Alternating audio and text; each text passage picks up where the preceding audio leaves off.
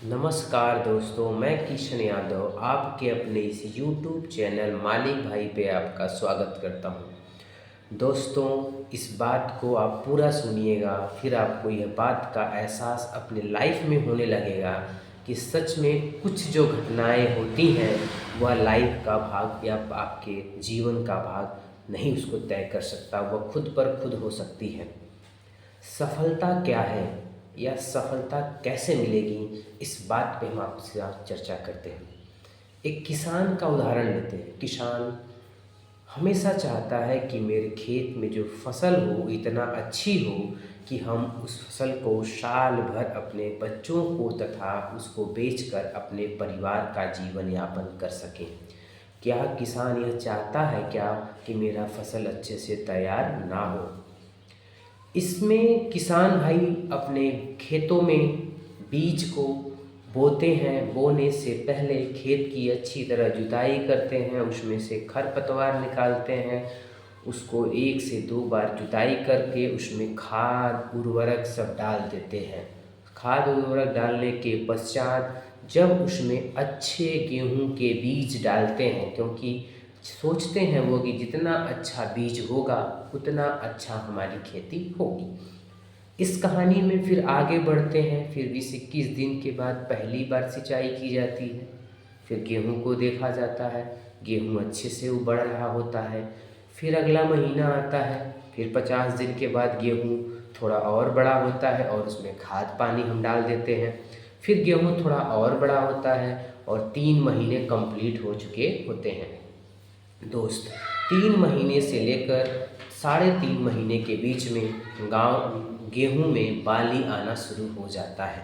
लेकिन दोस्त, यह बताते हुए हमें बड़ा गर्व हो रहा है कि किसान बहुत खुश होता है कि देखिए हमारे खेत में जब हमने मेहनत की थी वह सफलता आने ही वाली है। उस दौरान मौसम ठंडा होता, हवाएं चलने लगती हैं, किसान परेशान होने लगता है कि क्या होगा क्या नहीं होगा। फिर उस गेहूं के बाली में दाना आ जाता है और उस दाने को देखकर किसान प्रसन्न होता है। फिर रात को आंधी चलती है, फिर किसान परेशान होता है कि सुबह जाऊंगा खेत में देखूंगा क्या हो रहा है क्या नहीं हुआ।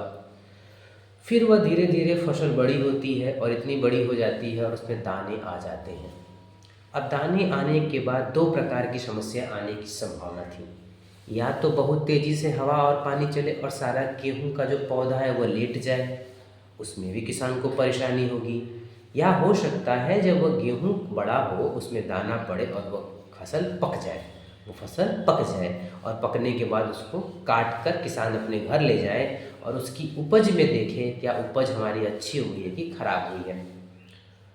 2 कंडीशन बनी। मेहनत किसान ने ही किया, किसान ने ही खेत पे मेहनत किया। किसान जब खेत में मेहनत किया तो उसने देखा कि एक बार उसकी फसल अच्छी हुई और एक बार उसकी फसल में नुकसान हो गया। इस बात से यह बात पता चलती है कि सफलता मिलेगी कि नहीं मिलेगी यह हम डिसाइड नहीं कर सकते। सफलता हमें मिलेगी कि नहीं मिलेगी यह हम डिसाइड नहीं कर सकते। सफलता किसको मिलेगी कब मिलेगी यह भी हम डिसाइड नहीं कर सकते, लेकिन हम मेहनत कर सकते हैं और अच्छे से अच्छा मेहनत कर सकते हैं। इस कहानी से मेरा आप सबको संदेश पहुंचाने का सिर्फ और सिर्फ एक ही उद्देश्य था कि आप सब भी मेहनत से अपने कार्य को करिए। सफलता मिलेगी कि नहीं मिलेगी यह ऊपर वाले पर भी छोड़ा जा सकता है, क्योंकि हो सकता है कुछ ऐसी शक्तियाँ हमारे आस-पास हैं जो इन सब चीज़ों को देखती रहती हैं और कब हमें किस प्रकार से सफलता मिलनी चाहिए उसको तय करती हैं। दोस्तों, ऐसी कहानियों के लिए और ऐसी कहानियों के लिए हमारे चैनल को लाइक और सब्सक्राइब ज़रूर करिए। दोस्त, एक बार ज़रूर इसको शेयर करिएगा। Thank you very much.